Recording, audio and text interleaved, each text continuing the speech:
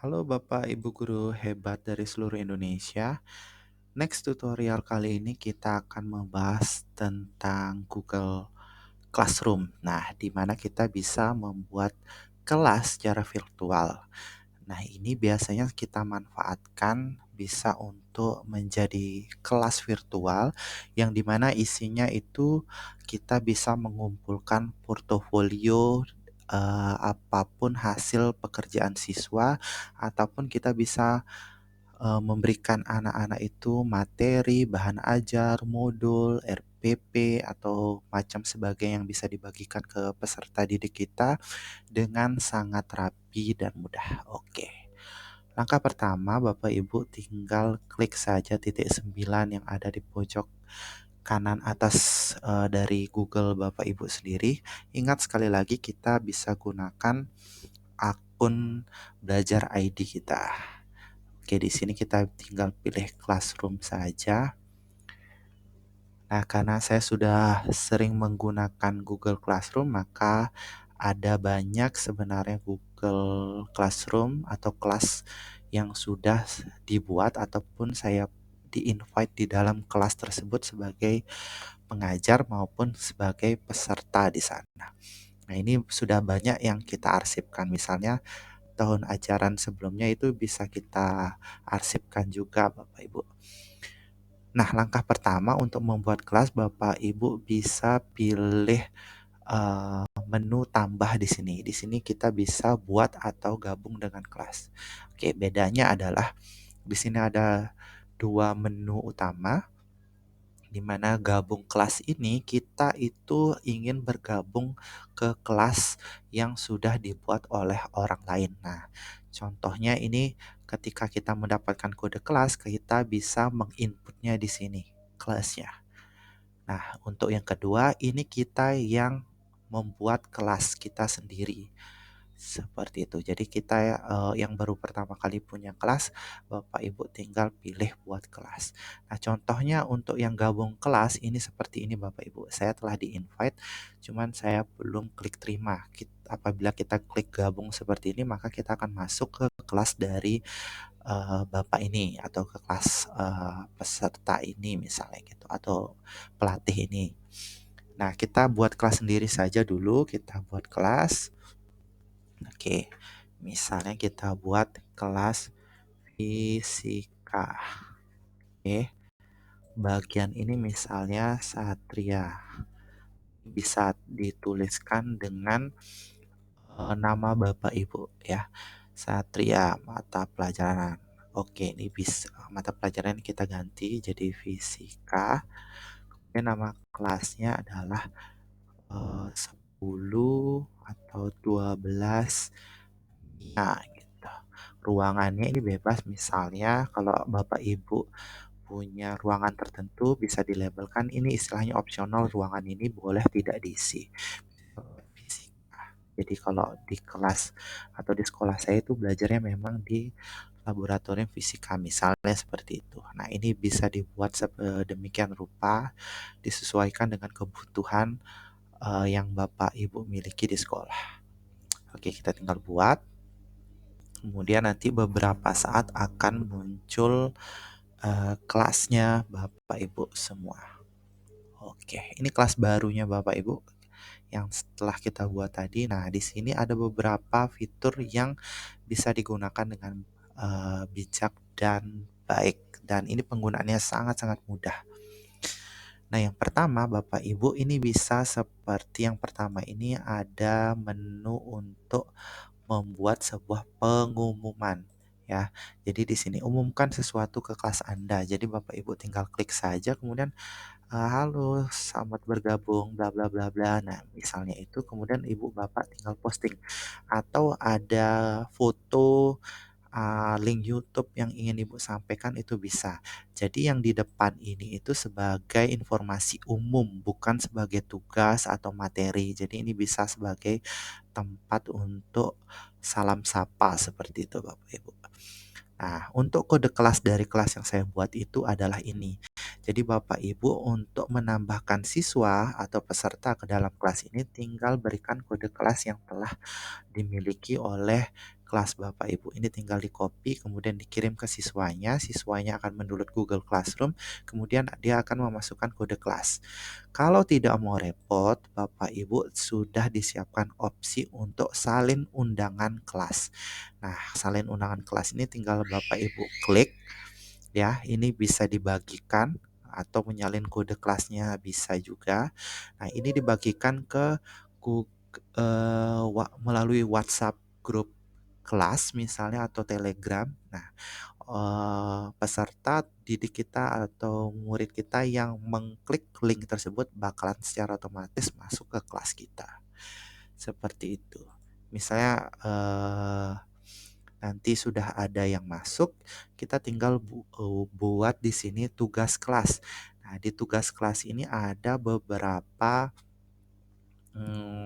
bagian. Ada 1, 2, 3, 4, 5. Nah, untuk yang pertama kita bisa membuat topiknya dulu Bapak Ibu. Nah, topik ini seperti KD. Jadi misalnya KD pertama untuk fisika di kelas 12 misalnya tentang gelombang. Nah, jadi di sini kita sudah membuat menambahkan topik tentang gelombang. Oke, jadi ada judul menu besar seperti ini. Oke, kita mau membuat materi nih Bapak Ibu. Jadi Bapak Ibu tinggal klik saja, misalnya Bapak Ibu mengirimkan anak-anak itu atau murid Bapak Ibu materi, kita tinggal klik di sini materi. Nah, misalnya tadi gelombang ya, kita berikan judul materinya tentang gelombang bunyi misalnya. Nah, Bapak Ibu tinggal menuliskan deskripsi seperti misalnya perhatikan atau tonton video berikut ini. Nah, seperti itu. Atau ini bisa Bapak Ibu bisa kondisikan sesuai dengan kebutuhan kelas Bapak Ibu. Nah, karena di sini saya ingin menampilkan video dari YouTube, maka saya langsung tautkan video yang berhubungan tentang gelombang bunyi misalnya. Nah, ini sudah ada langsung kolom pencarian YouTube-nya, kita tinggal ketik saja Bapak Ibu gelombang bunyi. Nah, nanti di sini akan muncul berbagai referensi dari video untuk gelombang bunyi. Tinggal kita klik, kita pilih, maka murid kita akan bisa menonton dengan cara cukup mengklik link yang sudah disediakan ini. Nah, kalau Bapak Ibu mau materinya ini berupa dokumen, misalnya PDF, Docs, atau sheet. Nah, Bapak Ibu bisa tambahkan dengan cara apabila Bapak Ibu sudah upload filenya di Drive, Bapak Ibu bisa lampirkan semua. Maka ini akan menuju ke Drive kita. Misalnya mau materi kita yang bentuknya Docs, itu juga bisa langsung kita sisipkan. Nih sinyalnya agak lemah, jadi tampilannya seperti ini ya. Oke. Terus oke, ini lagi gangguan Bapak Ibu, kita refresh saja boleh. Nah, jangan takut karena pekerjaan kita tadi itu sudah tersimpan ya. Jadi jangan takut untuk di refresh karena akan tersimpan secara otomatis Bapak Ibu. Nah, misalnya ini drive kita bisa lampirkan. Nah, tinggal di-upload juga boleh dari drive kita di sini. Misalnya saya ingin melampirkan ini. Oke, ini ya syaratnya harus kita tempelkan ya Bapak Ibu ya, di-upload. Nah, disisipkan maka bakalan bisa terbaca juga oleh peserta didik kita yang kita sisipkan link ini. Jadi ini masih bisa. Mau Google Form Bapak Ibu ada tugas misalnya kuis itu juga bisa. Tapi ini kan judulnya materi, tapi nanti ada item pilihan yang lain. Nah, begitu ini bisa kita upload foto, poster, dan macam sebagainya. Nah, topiknya kita bisa rapikan Bapak Ibu, kita pilih gelombang. Nanti pada saat kita posting, tampilannya akan seperti ini. Dia bakalan masuk di topik gelombang. Jadi ini praktis, langsung rapi. Bagaimana dengan berikutnya? Kalau ini tentang materi, ada tugas. Nah, di sini ada bedanya, ada tugas, ada kuis. Kalau kuis ini langsung dijawab, Bapak Ibu. Jadi kita buat tugas saja dulu. Misalnya membuat presentasi tentang gelombang bunyi. Nah, ini mungkin kita akan nilai. Nah, berikan petunjuknya yang lengkap. Nah, sama seperti hal yang tadi, kita bisa menambahkan item apapun. Bisa Drive, bisa YouTube. Nah, atau membuat salinan baru. Kita buat. Nah, di sini sudah ada pilihan ya Bapak Ibu. Kalau tugasnya Bapak Ibu ingin anak-anak melalui dokumen, Bapak Ibu bisa buat langsung di sini atau ditambahkan dari Drive. Kita misalnya pilih slide. Nah, bedanya Bapak Ibu, ini yang sangat menarik untuk saya jelaskan.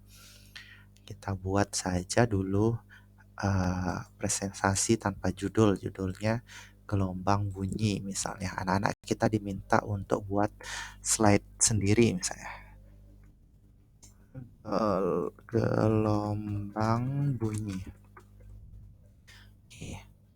Ini kita langsung saja. Ini sudah tersimpan, kita close saja Bapak Ibu. Nah, di sini ada pengaturan ya Bapak Ibu. Kita bisa ganti sesuai dengan kebutuhan. Yang pertama, siswa dapat melihat file. Berarti siswa ini hanya bisa melihat file presentasi yang telah kita buat tadi Bapak Ibu.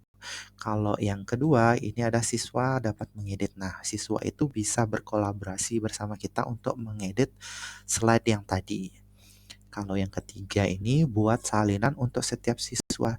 Jadi ketika kita memilih ini, setiap siswa akan mendapatkan template yang sama, tapi kreasinya bisa berbeda-beda dan tidak akan tumpang tindih satu sama yang lain. Jadi misalnya siswa satu dengan siswa yang kedua itu tidak akan bisa berkolaborasi bersama, bahkan mereka bisa membuat versi presentasinya sendiri-sendiri. Jadi kita tinggal buka nanti hasilnya bagaimana, di situ kita bisa lihat hasil pekerjaan dari siswa kita.